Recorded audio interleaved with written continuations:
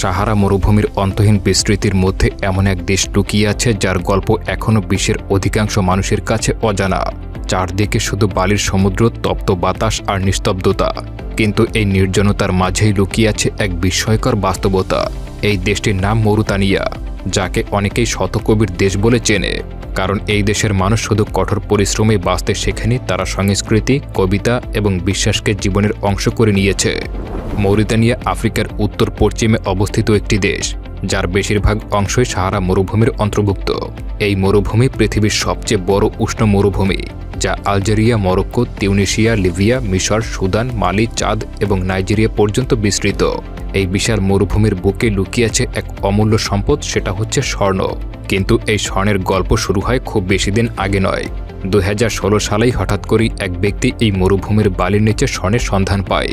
তার এই আবিষ্কার মুহূর্তের মধ্যেই ছড়িয়ে পড়ে এবং খুব দ্রুতই মানুষ এখানে ছুটে আসতে শুরু করে। ধীরে ধীরে গড়ে ওঠে এক অদ্ভুত শহর, যা মাটির উপরে নয় বরং নিচে। শত শত গর্ত, হাজার হাজার টানেল আর অসংখ্য মানুষের ভিড়ে এই জায়গাটি পরিণত হয় এক ব্যস্ত খনি নগরীতে। এই খনিগুলো দেখতে উপর থেকে খুব সাধারণ মনে হলেও প্রতিটি গর্তই আসলে এক একটি বিপজ্জনক পথ, যা নিয়ে যায় মাটির গভীরে। অনেক সময় এই গর্তগুলো 50 মিটার, এমনকি 400 মিটার পর্যন্ত গভীর হতে পারে। সরু, অন্ধকার আর অক্সিজেন স্বল্প এই টানেলগুলোতে নেমে যারা কাজ করে সত্যি মৃত্যুর সঙ্গে লড়াই করার মতো। এই কঠিন বাস্তবতার মাঝেও কাজ করে হাজার হাজার মাইনার। তাদের মধ্যে কয়েকজন আছে যারা বছরের পর বছর এই খনিতে কাজ করে যাচ্ছে। কেউ কেউ 600 থেকে 700 বার পর্যন্ত মাটির নিচে নেমে গেছে। প্রতিবারই দড়ি দিয়ে ধীরে ধীরে অন্ধকারের মধ্যে প্রবেশ করতে হয়, যেখানে কোনো আধুনিক নিরাপত্তার ব্যবস্থা নেই কোনো নিশ্চয়তা। শুধু অভিজ্ঞতা আর সাহসী একমাত্র ভরসা।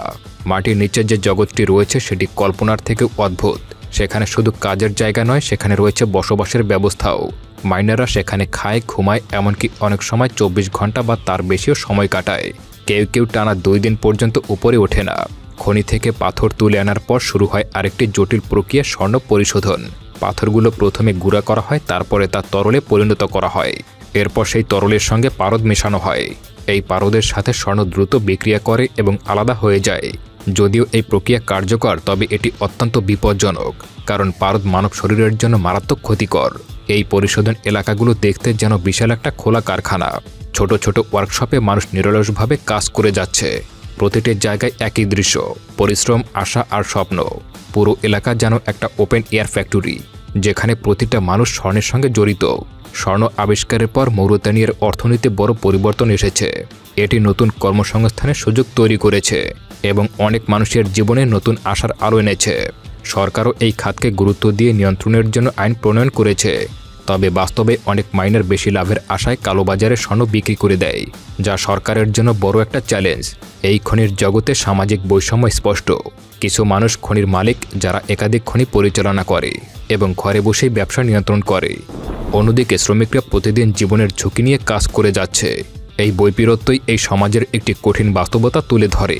তবু এই কঠিন জীবনের মাঝেও তারা তাদের বিশ্বাস ধরে রেখেছে। খনির মাঝেই রয়েছে মসজিদ এবং মাইনাররা নামাজ আদায় না করা পর্যন্ত কাজ শুরু করে না। এই ধর্মীয় বিশ্বাসই তাদের মানসিক শক্তি যোগায় এবং কঠিন সময়ও টিকে থাকতে সাহায্য করে। মৌরিতানিয়া শুধু স্বর্ণের জন্যই বিখ্যাত নয়, এটি আরও অনেক সম্পদে সমৃদ্ধ। লোহা, কপার, ফসফেট এবং মাছ সবকিছুই দেশের অর্থনীতিতে গুরুত্বপূর্ণ ভূমিকা পালন করে। বিশেষ করে মাছ রপ্তানি করে তারা বিশ্ববাজারে ভালো অবস্থান তৈরি করেছে। এছাড়াও এখানে রয়েছে বিশ্বের অন্যতম দীর্ঘ ট্রান্স-সাহারান ট্রেন, যা লোহা পরিবহন করে বিশাল দূরত্ব অতিক্রম করে। রাজধানী নোয়াকচট থেকে খনি এলাকায় যেতে কয়েক ঘন্টা সময় লাগে। পথে শুধু বালু আর ধুলোর ঝড়, যা এই যাত্রাকে আরও কঠিন করে তোলে। খনি এলাকার কাছাকাছি চামি শহরটি মাইনারদের জন্য একটি গুরুত্বপূর্ণ কেন্দ্র, যেখানে তারা তাদের প্রয়োজনীয় সরঞ্জাম সংগ্রহ করে। শেষ পর্যন্ত এই সমস্ত কষ্ট, ঝুঁকি আর পরিশ্রমের ফল হিসেবে পাওয়া যায় স্বর্ণ। কখনো একটি ছোট টুকরোর মূল্য শত শত ডলার হতে পারে, কিন্তু এই স্বর্ণের পেছনে লুকিয়ে থাকে অসংখ্য মানুষের ঘাম, পরিশ্রম এবং কখনো কখনো তাদের জীবনও। মৌরিতানিয়ার এই স্বর্ণের শহর আমাদের শুধু একটি দেশের গল্প বলে না, এটি মানুষের অদম্য ইচ্ছাশক্তির গল্পও বলে। এটি শেখায় মানুষ কিভাবে সবচেয়ে কঠিন পরিবেশও বেঁচে থাকতে পারে, কিভাবে আশা কখনো হারিয়ে যায় না। এই বালির রাজ্যে যেখানে সবকিছু নিঃসঙ্গ মনে হয়, সেখানেই লুকিয়ে আছে জীবনের সবচেয়ে শক্তিশালী গল্পগুলো। মৌরিতানিয়া সত্যি একটি লুকানো রত্ন, যেখানে মাটির নিচে শুধু স্বর্ণই নয়, লুকিয়ে আছে মানুষের সংগ্রাম, সাহস এবং স্বপ্নের এক অনন্য জগৎ।